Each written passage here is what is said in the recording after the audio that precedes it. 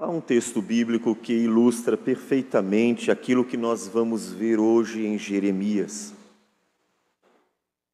Nós até fizemos uma leitura com um espaço, porque vamos ver todo o restante de Jeremias, tendo em vista que é uma ideia que precisa ser exposta de uma só vez. E o texto que ilustra muito bem é um texto real, o texto de Ló. Vocês já leram Gênesis e devem lembrar do capítulo 18, 19, 20 de Gênesis, em que Deus fala para Abraão sobre a destruição de duas cidades, Sodoma e Gomorra. E o sobrinho de Abraão, Ló, estava lá. Capítulo 19 nos contará exatamente como foi que Deus manifestou seu juízo justo e santo e sua misericórdia, sua graça. Deus enviou anjos para Sodoma e Gomorra, sem que ninguém soubesse, para averiguar se de fato a maldade de Sodoma e Gomorra era tamanha como havia chegado ao Senhor. Então, chegando lá, os anjos veem a maldade de Sodoma e Gomorra. Os homens queriam abusar dos anjos sem saber que eram anjos, pois estavam na forma humana.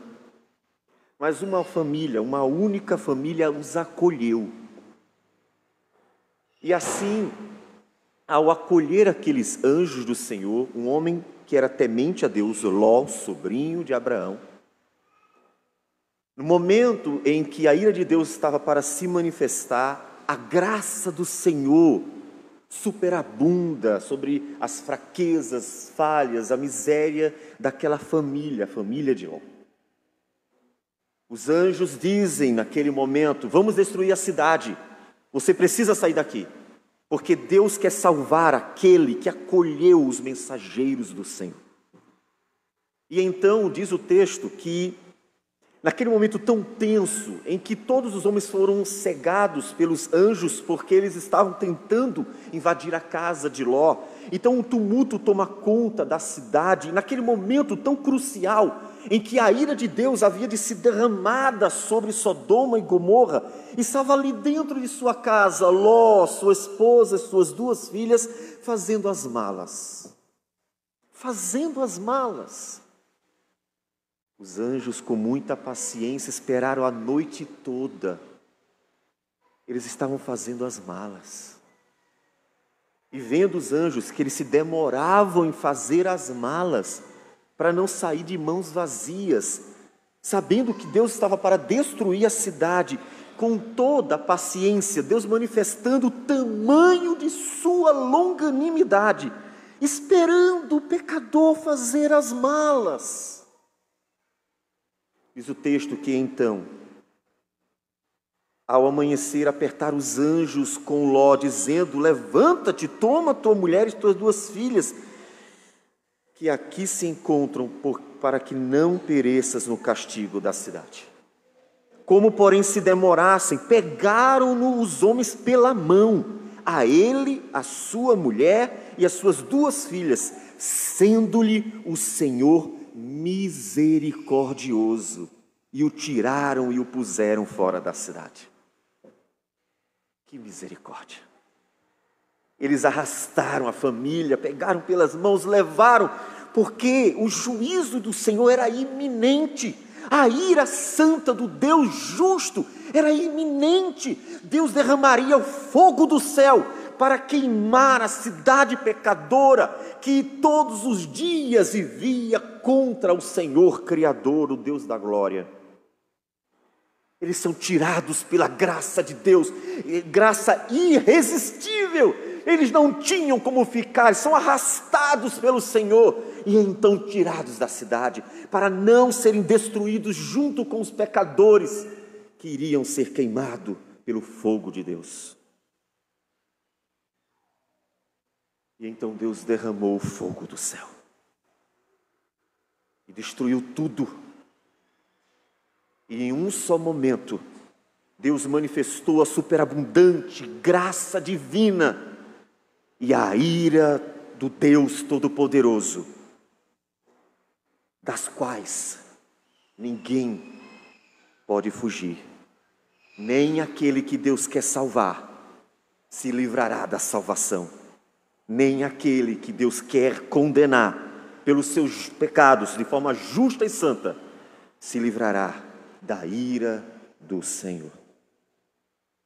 E esse texto nos fala muito bem do que o profeta Jeremias anuncia, do capítulo 46 até o 52, concluindo o livro com esse texto. Então, para acrescentar mais um pouco de texto, vamos fazer uma pequena leitura do capítulo 46, apenas os versículos 1 e 2. Depois pulamos para o 10. Palavra do Senhor que veio a Jeremias, o profeta, contra as nações, a respeito do Egito, contra o exército de Faraó Neco, rei do Egito, exército que estava junto ao rio Eufrates, em Carquemis, ao qual feriu Nabucodonosor, rei da Babilônia, no ano 4 de Joaquim, filho de Josias, rei de Judá. Versículo 10. Porque este dia é o dia do Senhor, o Senhor dos exércitos, dia de vingança contra os seus adversários. A espada devorará, fartar-se-á e se embriagará com o sangue deles. Porque o Senhor dos exércitos, tem um sacrifício na terra do norte, junto ao rio Eufrates.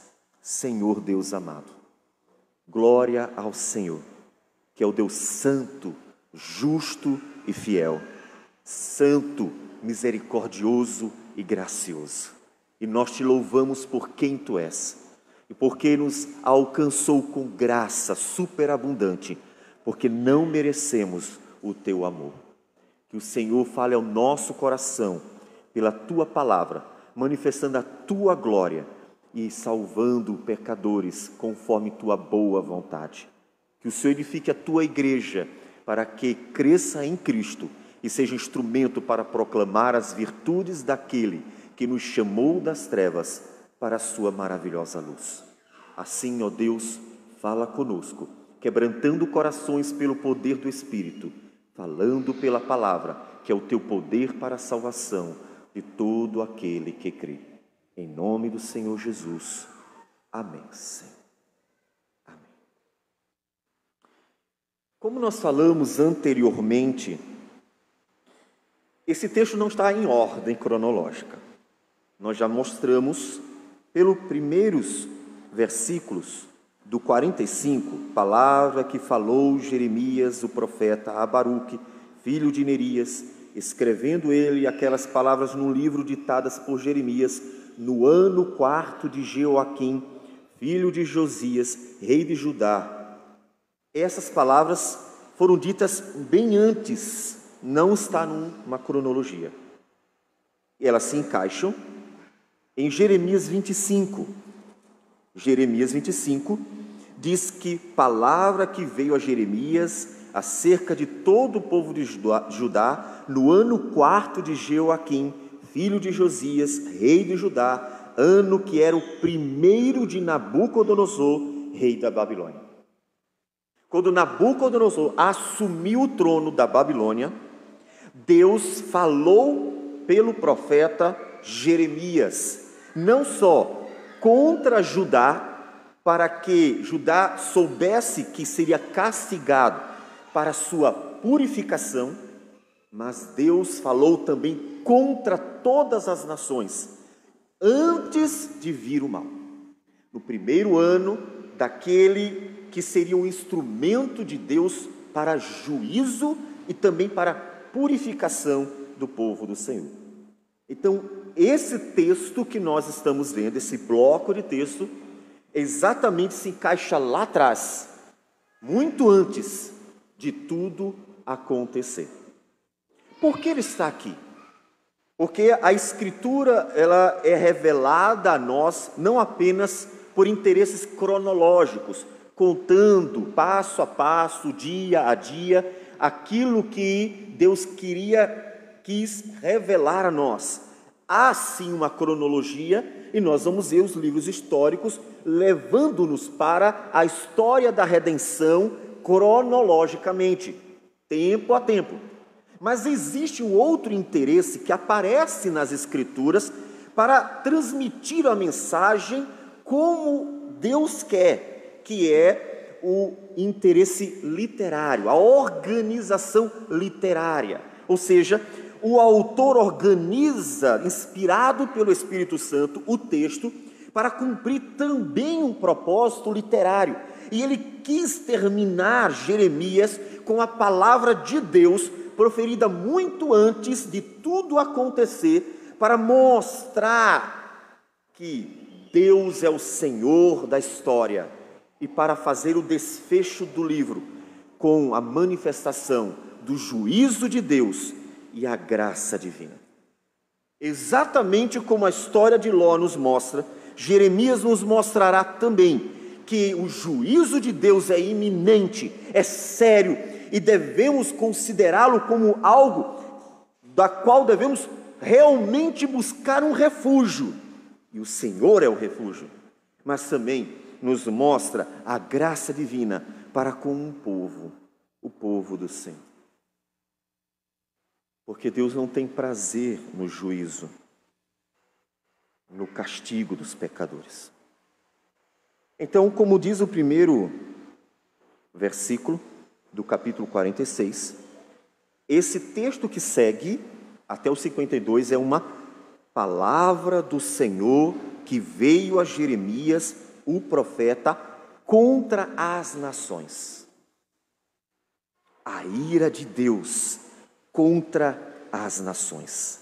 Para isso, vamos ao Salmo 7, porque ele nos traz uma expressão que nos mostra como Deus olha para o mundo pecador, para as nações. Capítulo 7, ou melhor, Salmo 7, versículos 11 a 13, nos diz assim: Deus é justo juiz, Deus que sente indignação todos os dias. Se o homem não se converter, afiará Deus a sua espada, já armou o arco, tem-no pronto, para ele preparou já instrumentos de morte, preparou suas setas inflamadas. Deus olha para o mundo todo dia e sente indignação. Ainda que Deus manifeste o tamanho de sua bondade, o tamanho de sua misericórdia, porque todos os dias Jesus disse que Deus sustenta não só os que confiam no Senhor, mas os ímpios, porque Ele dá o sol e a chuva para justos e injustos, mostrando o tamanho da bondade do Senhor. Mas não se engane, este que é o Deus boníssimo, santo e amável, gracioso e misericordioso, que manifesta a sua bondade em toda a terra, estará ao mesmo tempo sentindo indignação todos os dias, porque os homens que Ele criou para a sua glória e com amor abençoou com toda a criação, se rebelam propositadamente todos os dias em palavras, em pensamentos, em sentimentos, em ações, em omissões. Todos os dias se rebelam contra o seu Criador. Se você quer ter um pouco de noção disso, Deus, que nos fez a sua imagem, nos deu também ambientes que nos proporcionam uma noção do divino e sua relação com a criação. Na família, se um filho ignora os seus pais, maltrata, despreza, não obedece, durante os seus dias, mesmo sendo cuidado, sustentado, amado, abençoado, mesmo tendo recebido tudo graciosamente, sem trabalhar por nada, mesmo tendo o pão de cada dia, as vestes e muito mais, e maltrata e trata seus pais com indiferença e desprezo.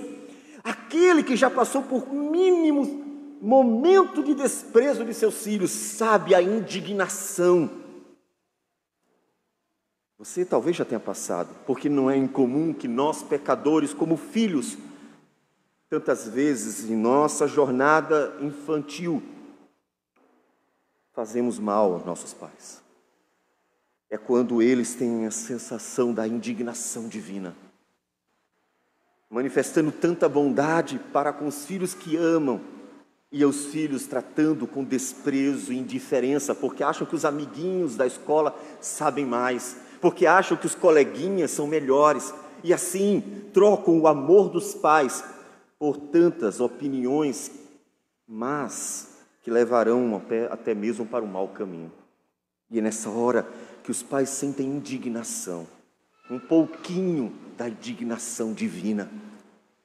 Então agora você sabe o que é Deus. Todos os dias está indignado com a criação, todos os dias está indignado com esse mundo perverso, arrogante, mau, esse mundo que luta contra o próprio Deus, que só abençoa, porque Ele é bom e todas as suas obras são igualmente boas.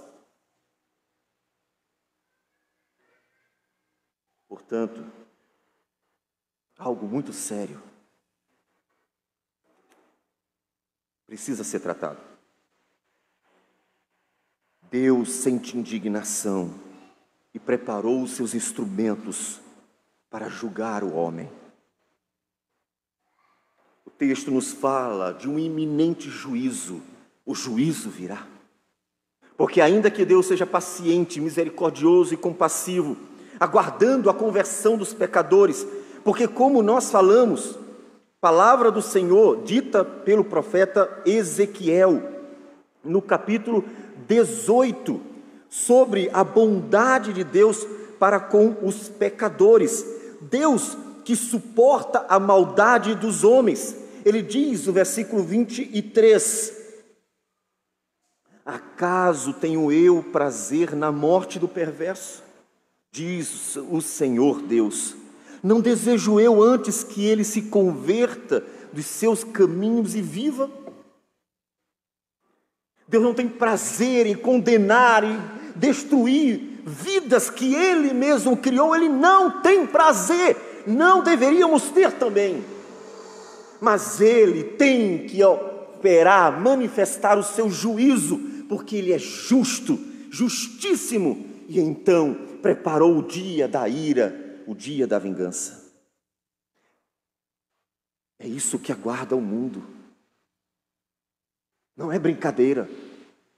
Não é uma questão de receber um brindezinho a mais de Deus no futuro, apenas um lugar um pouquinho melhor. Deus preparou os seus instrumentos de morte para destruir os pecadores que afrontam a sua glória.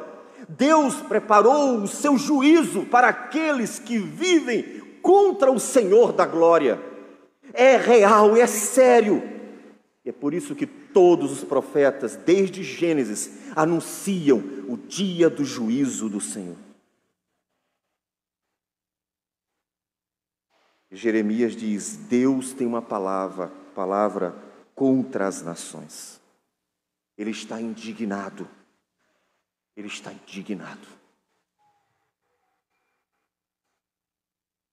Isso já traz para nós duas aplicações. A primeira é que, como nós falamos, Deus não tem prazer na destruição. Ainda que Ele o faça, Ele destruirá os ímpios por sua justiça justa, santa, fiel. Não devemos ter também. Não devemos ter prazer na destruição das pessoas. Não devemos querer que elas sejam destruídas. Não devemos querer que elas sejam condenadas. Não devemos ter o prazer nisso, ainda que glorifiquemos a Deus por manifestar a sua justiça. Devemos andar com Deus neste relacionamento com os ímpios, não devemos ter prazer na morte deles, mas devemos ao mesmo tempo glorificar a Deus, porque manifestará a justa justiça sobre eles. Basta lembrar de Jonas. O profeta Jonas queria a destruição de Nínive. Deus mandou para Nínive, ele fugiu, sabia que pela palavra de Deus se manifesta a misericórdia do Senhor, porque a palavra de Deus é o poder para a salvação, por mais dura que ela seja, como foi a palavra de Deus pelo profeta Jonas a Nínive, mas o profeta queria a destruição de Nínive. Por isso fugiu, para não pregar. Ele não queria que houvesse arrependimento, ele não queria que houvesse salvação. O coração endurecido daquele profeta não queria a misericórdia de Deus aos pecadores, quando ele mesmo vai experimentar em sua jornada as misericórdias de Deus sobre sua vida, pois era um homem de coração duro. E Deus ensina, por meio daquele livro, as misericórdias. Não devemos desejar a destruição deles, mas ao mesmo tempo, como os salmistas fazem, devemos glorificar a Deus quando manifesta o seu juízo, porque sempre é justo, sempre é santo, sempre é fiel, sempre é verdadeiro, todos os juízos de Deus. E exaltamos a Deus, Deus santo e justo, fiel e verdadeiro. Bendito sejas o teu nome, porque o Senhor é justo em todas as tuas obras. E então glorificamos ao Senhor. Jeremias está anunciando o juízo de Deus às nações. Podemos dizer, em certa medida, que já há misericórdia nisso. Por quê? Lembra de Jonas? Jonas foi enviado a Nínive para dizer somente isso. Daqui a 40 dias, e Deus destruirá vocês. Como você reagiria a essa mensagem profética? Daqui a 40 dias, e Deus destruirá você.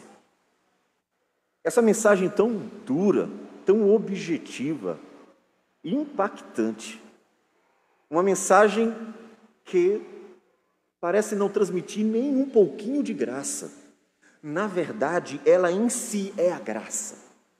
Porque o fato de Deus falar ao pecador a verdade sobre o juízo iminente, justo do Senhor, já é uma manifestação de graça. E foi por esta curta, objetiva mensagem que os pecadores de Nínive se converteram. Porque toda a mensagem divina para nós é a manifestação da graça de Deus, para que o pecador se arrependa dos seus pecados e então tenha o perdão divino pela sua confissão. Por isso, podemos dizer que mesmo sendo uma mensagem contra as nações, o fato delas receberem a mensagem, e aí dependerá da transmissão a elas, mostra que esse texto manifesta a graça do Senhor. Fala da graça do Senhor. Só que há uma questão aqui.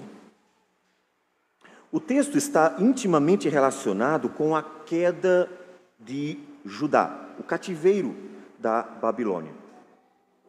Vamos ler o capítulo 46, versículo 27 e 28. Dizem assim: Não temas, pois tu, servo meu Jacó, nem te espantes, ó Israel, porque eu te livrarei do país remoto e da tua descendência, da terra do seu cativeiro e a tua descendência, da terra do seu cativeiro.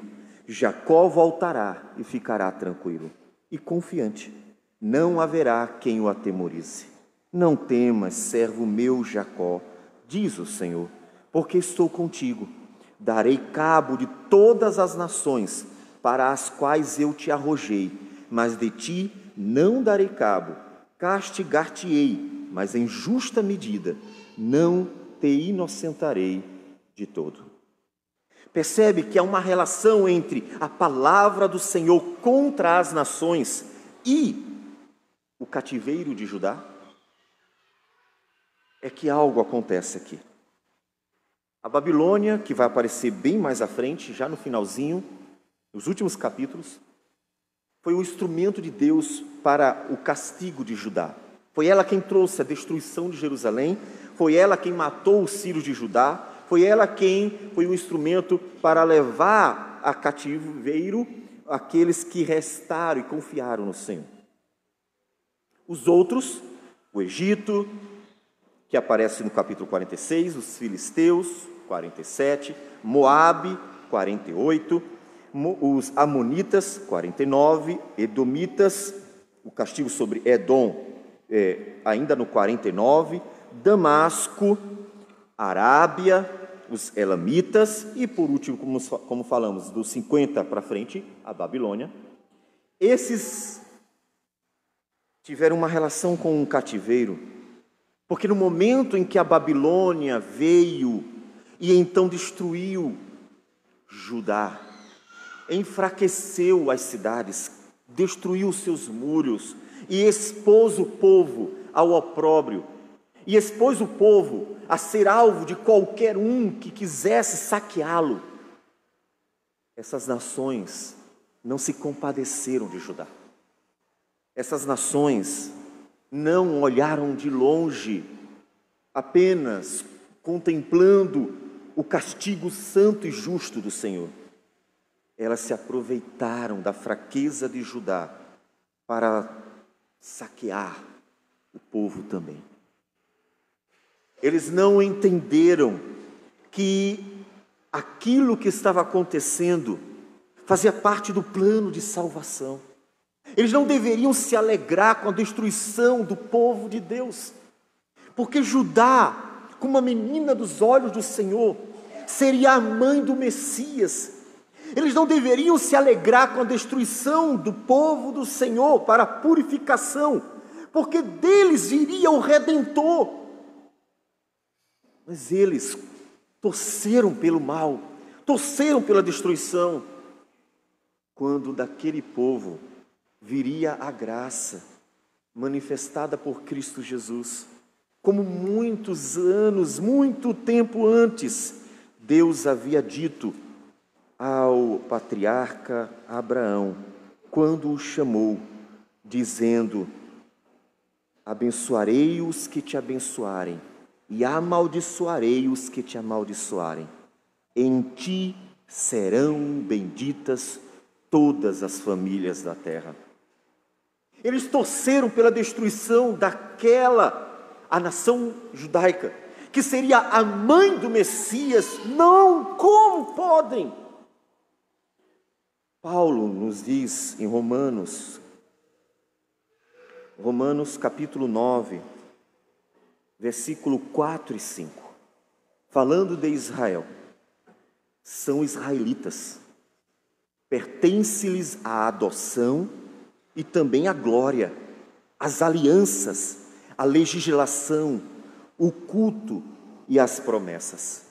Deles são os patriarcas, e também deles descende o Cristo, segundo a carne, o qual é sobre todos, Deus bendito para todos sempre. Amém.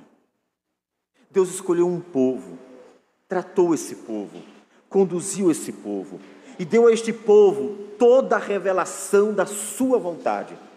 Não só todo o Antigo Testamento dado a Israel, mas até mesmo o Novo Testamento quase por inteiro. Apenas Lucas era gentil. Apenas Lucas. Todos os demais judeus.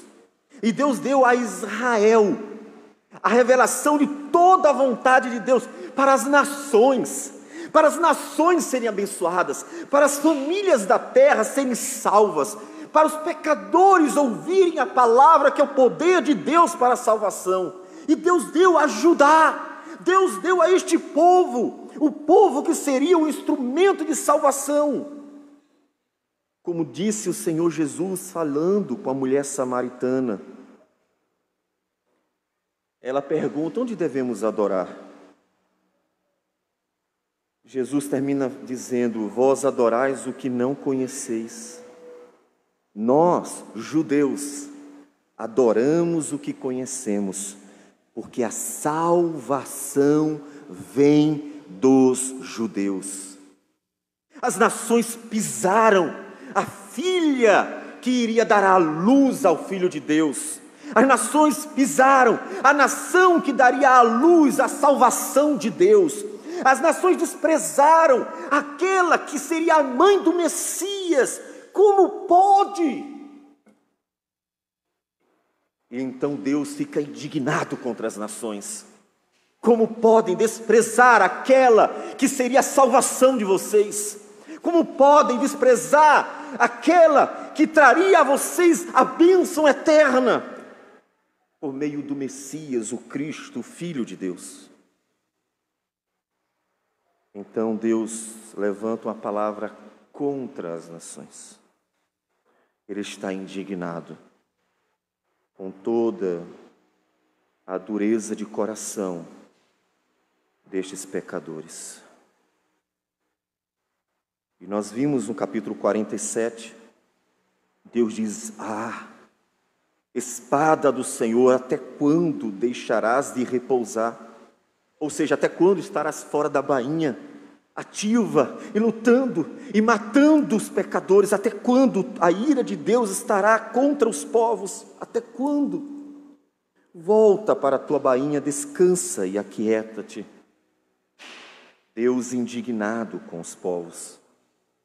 E nós não lemos, mas faça você em casa, como Deus vai falando contra cada nação.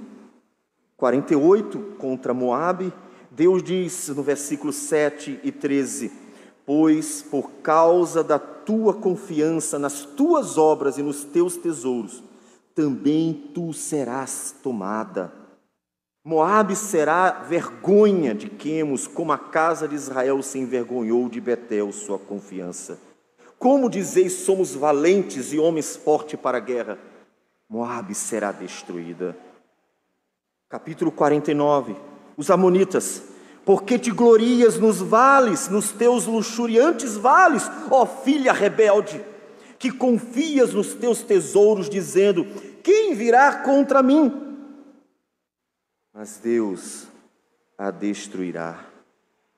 Edom, ele diz: o terror que inspira e a soberba do teu coração te enganaram. Obadias é o profeta que fala diretamente contra Edom, porque na fraqueza de Judá se aproveitou para tomar dela o que tinha, o pouco que lhe restou, o pouco. E assim, Deus vai falando contra as nações. Urge a necessidade de se pregar às nações. Agora, não é preciso se dizer, como tem se tornado comum na evangelização: Deus ama você, Jesus te ama. Por que as pessoas têm que ser evangelizadas assim? É a covardia de uma geração que tem medo de confrontar o pecador, tão cheio de mimimi, que se você disser qualquer coisa contra ele, ele sai correndo embora e reclamando da vida. Uma geração mimada. Mas, meu amado irmão, como foi que Deus salvou 120 mil homens de Nínive? Não dizendo: Jesus te ama, Deus quer salvar você. Deus salvou aquela cidade dizendo: vou destruir vocês em 40 dias. Você não tem que se preocupar com o que dizer às nações.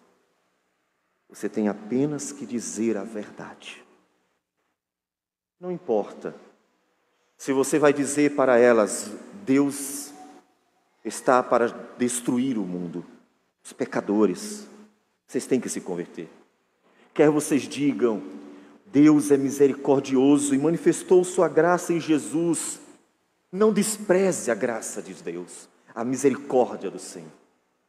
Seja uma ou outra mensagem, seja anunciando o juízo iminente de Deus, ou a graça e a misericórdia superabundante do Senhor, não importa. Esse é o evangelho da salvação. E todas as vezes que você anunciar a palavra de Deus com fidelidade, não é inventando da sua cabeça lorotas, é com fidelidade, transmitindo a mensagem que Deus ordenou. Jonas não trouxe palavra dele, mesmo sem prazer de pregar, mesmo sem vontade, mesmo com toda aquela má vontade. Ele foi fiel, ele transmitiu o que Deus ordenou. Esta palavra, transmitida com fidelidade, a palavra de Deus, é o poder de Deus para salvar as nações. Você não precisa ficar com mimimi. Você não precisa ficar dizendo para todo mundo que Jesus te ama. Você só precisa dizer a verdade, porque esta verdade é o poder de Deus para a salvação. É por ela que os pecadores tanto se sentirão miseráveis e terão medo da ira vindoura e tentarão fugir e encontrarão um único refúgio, Jesus Cristo, o justo e justificador. Mas também encontrarão na palavra de misericórdia um alento para a sua vida miserável, e então se agarrarão à compaixão de Deus, que manifestou o seu tão grande amor em Cristo Jesus na cruz do Calvário. Não importa, seja uma ou outra, é o Evangelho. E esse Evangelho é o poder de Deus para a salvação das nações. Você precisa transmiti-lo. Não faça diferente. Não tema os homens, nem queira bajulá-los, nem queira atraí-los de forma espúria. Virão todos aqueles que ouvirem a palavra de Deus, o poder de Deus para a salvação, e forem tocados pelo Espírito do Senhor. Apenas pregue, sem medo, apenas pregue fielmente ao Senhor. Essa esperança, apesar de ser palavra de juízo contra as nações, também se manifesta em alguns versículos soltos, quando Deus vai falando contra algumas das nações. Observem, apesar de Deus estar dizendo, vou destruir vocês, algumas nações recebem uma palavra no finalzinho, tão pequenininha, uma palavra bem grande de juízo. Juízo. Tá bom, já deu. Vai destruir tudo. No finalzinho ele diz, mas tem uma esperança. Versículo 47 do capítulo 48 diz, contudo, mudarei a sorte de Moabe nos últimos dias, diz o Senhor. Até aqui o juízo contra Moabe. Há esperança. Dias virão em que mudarei a sorte de vocês. Mudarei a vida de vocês. Capítulo 49, versículo 6. Mas, depois disto, mudarei a sorte dos filhos de Amon, diz o Senhor. Depois de tanta palavra de juízo, uma esperança para os filhos de Amon. Capítulo 49, versículo 39. Nos últimos dias, mudarei a sorte de Elão, diz o Senhor. Depois de tanta palavra de juízo contra aquele povo, uma expressão de graça e misericórdia. E assim, Deus mostra que apesar do juízo vindouro, há esperança para os pecadores, há esperança. Por isso que pregamos para as nações, por isso que pregamos para todos, porque é verdade que a ira de Deus é iminente, mas também é verdade que sua graça e sua misericórdia se estendem para todo aquele que nele crê. E é por isso que então Deus estava purificando Jacó. purificando o povo de Judá, para que este povo fosse o instrumento da salvação, porque dele viria o Messias. Então, de um lado nós temos uma palavra de juízo para as nações, de outro lado nós temos uma palavra de salvação também às nações, mas fundamentalmente ao povo de Deus, especificamente ali Judá. Há uma palavra de salvação, como nós lemos no capítulo 46, versículo 27. Não temas, pois tu, servo meu Jacó, nem te espantes, ó Israel, porque eu te livrarei. Deus está destruindo as nações, mas salvará o seu povo. Aparece outra vez aquilo que desde o princípio está presente na história da redenção.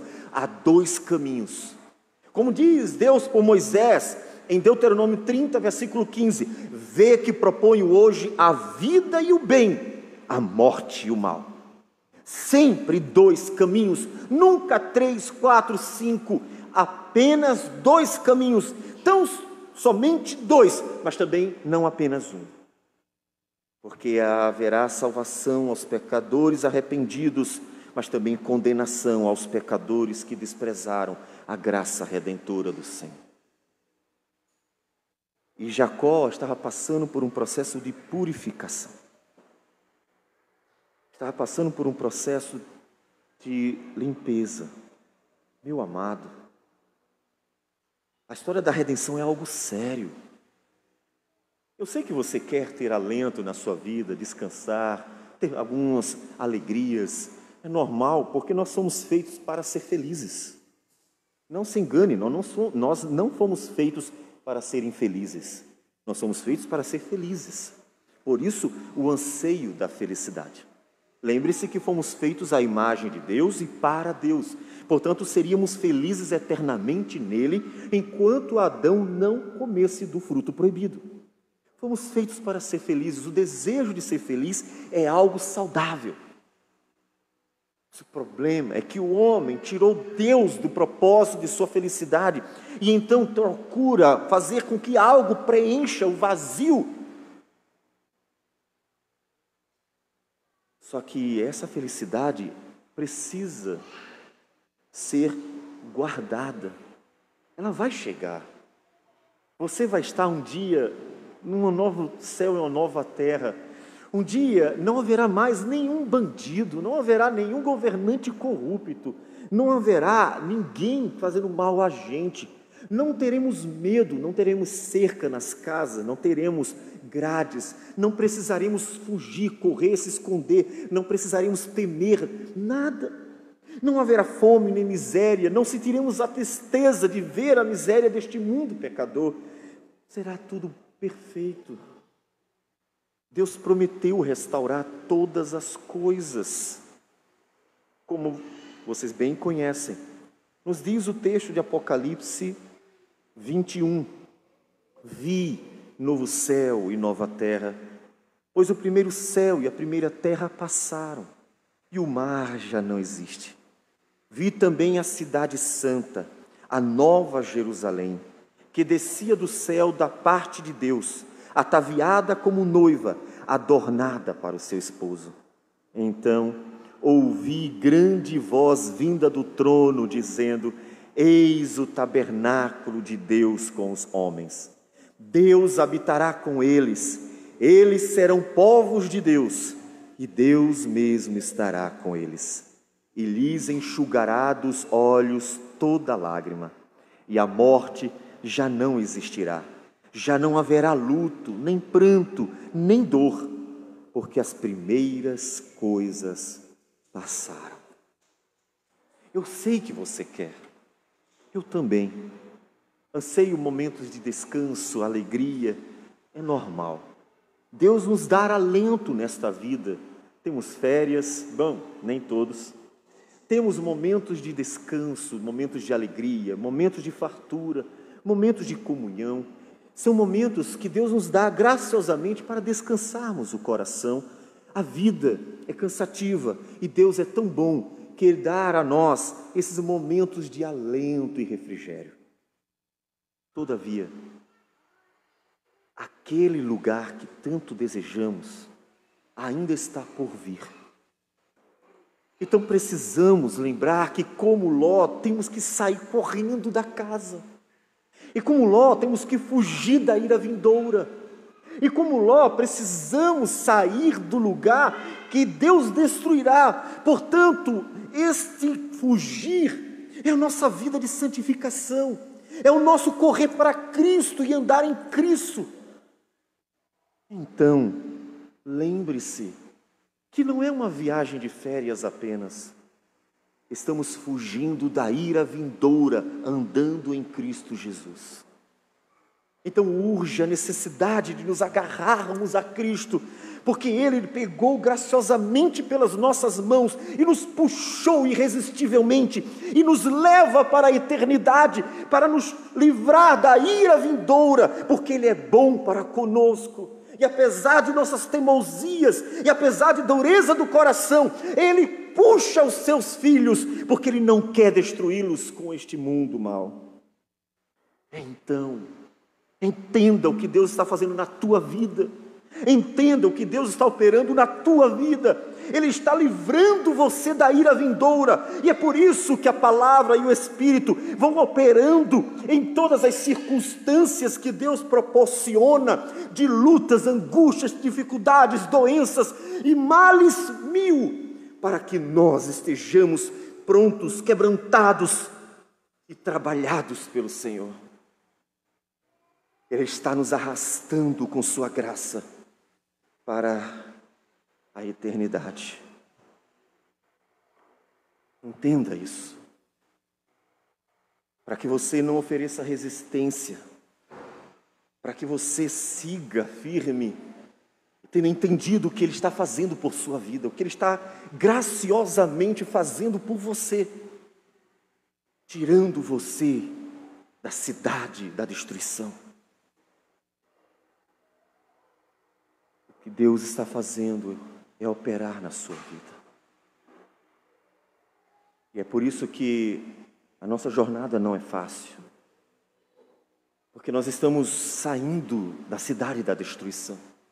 Nós estamos saindo rapidamente. E o caminho é um vale da sombra da morte. E o percurso é pedregoso, é difícil. E você verá isso em toda a história redentora. De Gênesis a Apocalipse. É um caminho sobremodo difícil. Mas é o caminho necessário para fugir da cidade da destruição. Porque Deus tem uma palavra contra as nações. Ele as destruirá. Mas Ele não quer destruir o seu povo junto com os ímpios. E é por isso que Ele nos dará essa palavra de salvação. Naqueles dias, capítulo 50, versículo 4. Naquele tempo, diz o Senhor, voltarão os filhos de Israel, eles e os filhos de Judá juntamente, andando e chorando, virão e buscarão ao Senhor seu Deus. Perguntarão pelo caminho de Sião, de rostos voltados para lá, e dirão, vinde e unamo-nos ao Senhor, em aliança eterna, que jamais será esquecida. A purificação de Judá era necessária para que o coração do povo amasse o Senhor, seu Deus. Deus está operando na tua vida para que você ame o Senhor, seu Deus. Você tem certeza que ama a Deus de todo o seu coração? Eu sei que você afirmará sim. Tem certeza que você trocaria tudo para estar com o Senhor? Tem certeza que você lutaria contra tudo e todos pelo Senhor? Tem certeza que você está disposto a qualquer coisa pelo Senhor? Tem certeza que Ele é aquele que você ama em seus pensamentos, palavras, atitudes? Tem certeza? O que Deus está fazendo em nossas vidas é purificando, santificando, porque sem a santificação ninguém verá o Senhor, nos diz o autor aos Hebreus. É necessário porque Deus está nos preparando para a eternidade. Ele está nos arrastando para um lugar seguro, a eternidade. E é por isso que Ele está fazendo tudo isso na sua vida. E é por isso que Ele está operando tudo isso na sua vida. É porque Ele está santificando você. É porque Ele está levando você para a glória eterna. E para lá vão apenas os que forem trabalhados pelo Senhor. Então, se alegre em Deus. Olhe para esse contexto difícil da vida e pelos olhos da palavra do Senhor, se alegre em Deus. Se alegre por contemplar a graça daquele que irresistivelmente arrastou você para fora da cidade da destruição.